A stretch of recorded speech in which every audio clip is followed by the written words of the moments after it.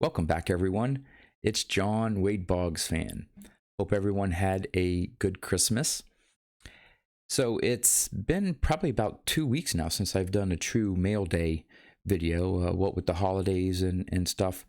Um, got a decent number of cards in over the last week or so that I've saved up to do this video. And based on the title of today's video, there are quite a few 70s vintage cards that I've added to my collection. I do have a few Wade Boggs cards to show off as well, but one of the 70s cards is a really exciting one for me to pick up. So we'll take a look at those. But before I turn the camera around, this being my first year on YouTube, I get to do a recap video. So hopefully that will hit tomorrow night, New Year's Eve. And of course, with COVID and reduction of New Year's Eve parties and things like that, what better thing to do than watch YouTube videos, right? Nothing else exciting going on. So look for that recap video. Some pretty interesting numbers so far that I've started to tabulate on my collection, and a milestone actually in terms of my Wade Boggs collection. So again, look forward to that, watching that video tomorrow. So let's get right to it, turn the camera around and check out about a week's worth of mail days, heavily on the 1970s. All right, as usual, we will start off with the Wade Boggs cards that I got in the mail. And the first one is in line with this 70s theme that is going on, even though it is a 2020 card, but it's from the latest Topps X Super 70s Sports. And it is Magnificent Mustaches. And of course, Wade had one of the most iconic, I guess if you want to use that word, mustaches in baseball history. So there's that card, and it looks like it has a general 70, I think 74-ish back design with the color scheme. But there's Magnificent Mustaches. All right, the next Boggs card I have, the little shine here, Topps Chrome X-Fractor. Check that out. Pretty cool. These are not serial numbered, but pretty neat. I guess you can maybe call it some 70s disco. And this last one here is an art card. It's not quite from the 70s because it was with the pictures with Pawtucket. So that would have been early 80s, not quite 70s, but it's an art card by Great Custom Cards. And they put together sort of like a little rookie cup card of showing him in his Pawtucket uniform in 1981 Topps design. So I thought that was pretty good. It's a blank, well, not blank back, but just has a Red Sox logo. But I thought that was pretty cool. Was, again, these are pretty cheap, but thought that was cool.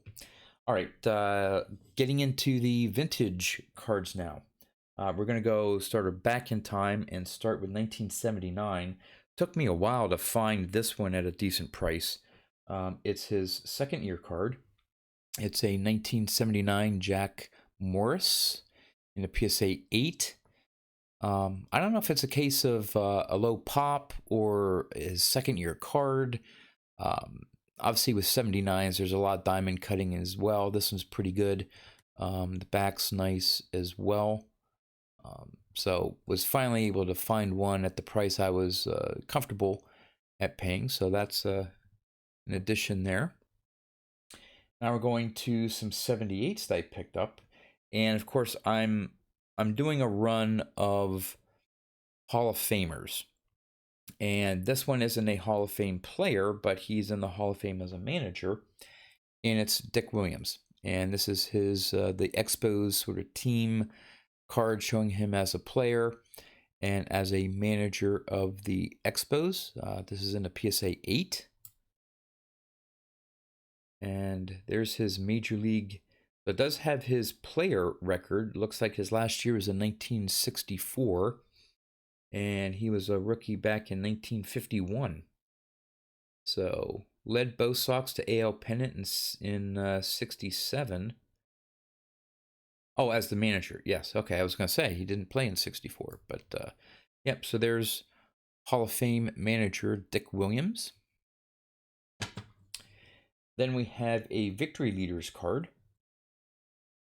with Steve Carlton, Dave Goltz, Dennis Leonard, and Jim Palmer, victory leaders from 77 in another PSA 8.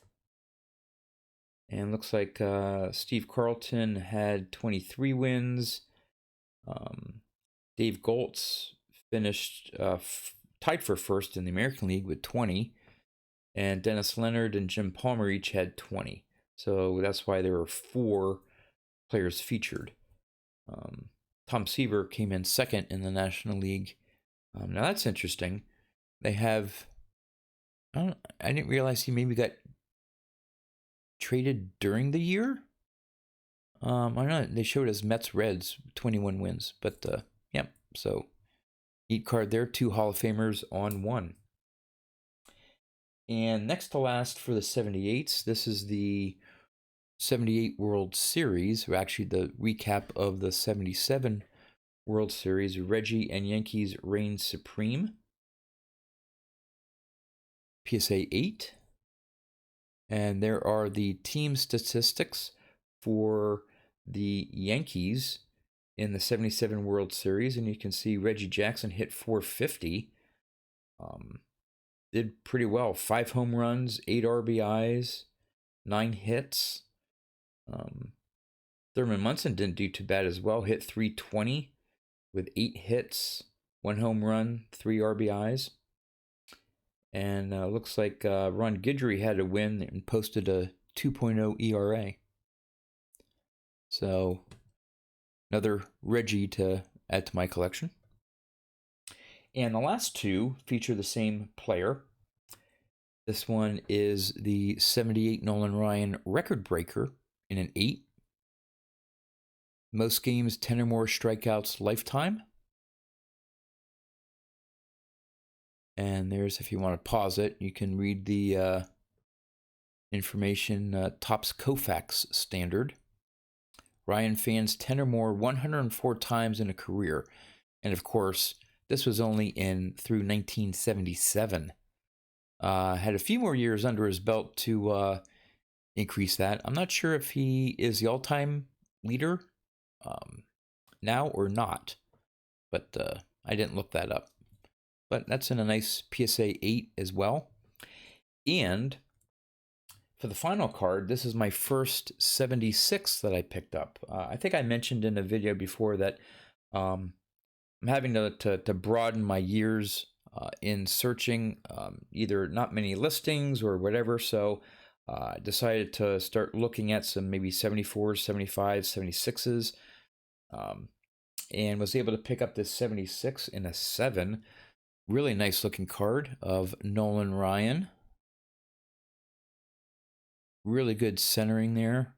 Not too many print marks, which a lot of the 76s I'm finding have a lot of those little print bubbles down at the bottom there. But that's a nice clean copy. The back's pretty well centered, but I'm not too concerned about the backs. But a nice sharp card there. So that rounds out my 70s mail day.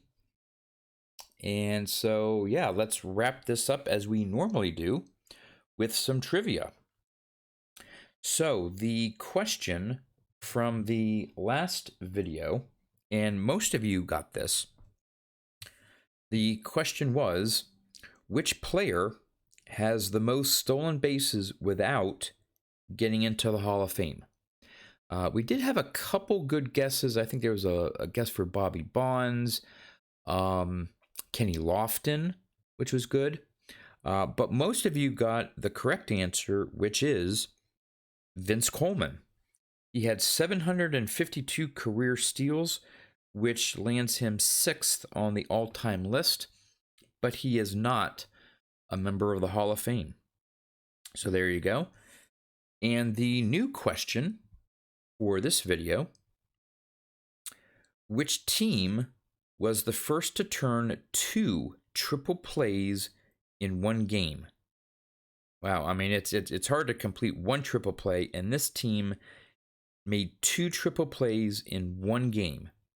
And they were the first to do it. I'm not sure if there's another team that tied that mark, but who was the first team? And since this is a little bit of a tough question, I am giving 2 hints. It's an American League team, okay?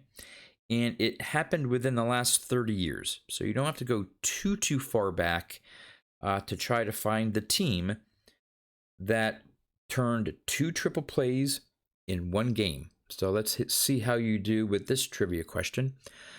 That's all I have for you guys. Thanks for watching, and I'll see you next time.